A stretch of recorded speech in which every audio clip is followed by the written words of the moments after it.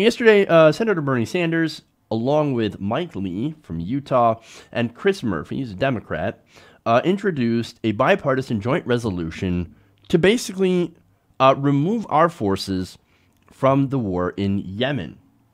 Now, the bill would force the first ever vote in the Senate to withdraw U.S. armed forces from what they call an unauthorized war.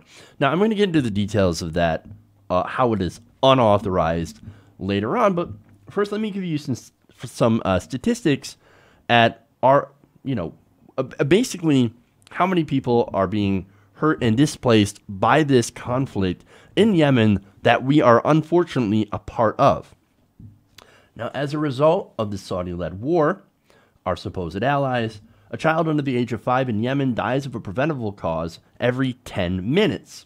More than 10,000 civilians have died and more than 40,000 have been wounded in this war. 15 million people cannot access clean water and sanitation, and also an estimated 17 million people do not have access to reliable access to food and are at risk of starvation. So that's a direct result of this conflict in Yemen, in which we are supporting the Saudi-led coalition. Why are we supporting the Saudi-led coalition? I don't know. There's literally nothing in it for us. It's all about tribal differences, and the Houthis are supporting Iran and all that sort of, or supported by Iran, but it doesn't further any of our interests. What? Again, why are we there? Why are we involved?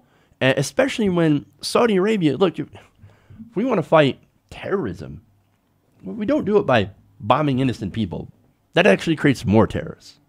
No, what we need to do is actually do humanitarian aid.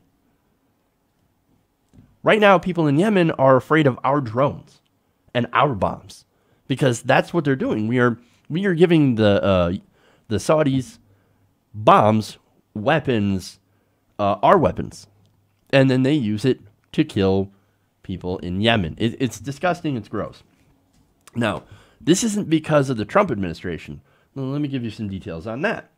See, in 2015, the Obama administration, without consulting Congress, deployed U.S. military forces to provide logistical and intelligence support to the Saudi-led coalition. U.S. military support for this intervention continues to this day, as U.S. forces are coordinating, refueling, and providing targeting guidance and intelligence to the Saudi-led coalition, as confirmed by recently by Secretary of Defense Jim Mattis. So make no mistake, this is one of President Obama's wars.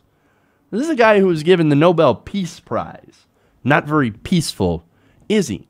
And again, why are we helping the Saudi Arabians? They're fundamentalists. And these are people that still behead people for apostasy. They still hardly will allow women to drive. So women don't have any rights, pretty much in Saudi Arabia. They're a brutal fundamentalist regime that is responsible for spreading Islamic fundamentalism all over the Middle East. Again, why are they our allies? It comes down, of course, to oil, energy, the petrodollar, etc., etc.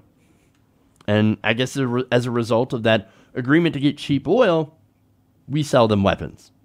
Wonderful. And also, our forces go and help their forces bomb innocent Yemenis. Now, what's interesting about this is, as I said, Obama had not consulted Congress. He used the War Powers Act to be able to do this. So, as I said, Congress had never declared war.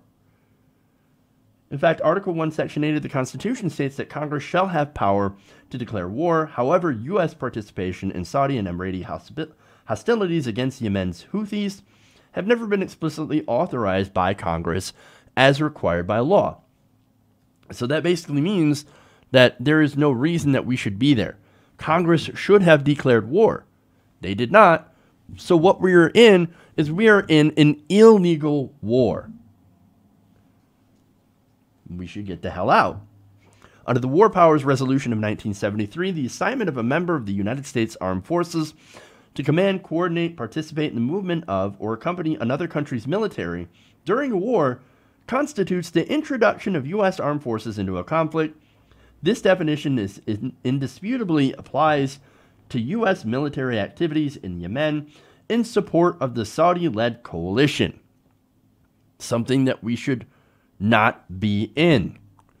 We were never authorized to be at war. Why are we at war? And why, of all people, did Obama go into this? And of course, we all know the answer to that. Trying to preserve our alliances in the area and continued support and continued ability to get cheap oil.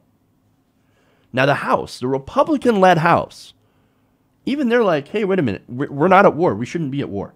In November, the House of Representatives passed, by a vote of 366 to 30, a resolution stating that Congress has not enacted specific legislation authorized the use of military force against parties participating in the Yemeni civil war that are not otherwise subject to the 2001 authorization for use of military force or the 2003 authorization for use of military force in Iraq.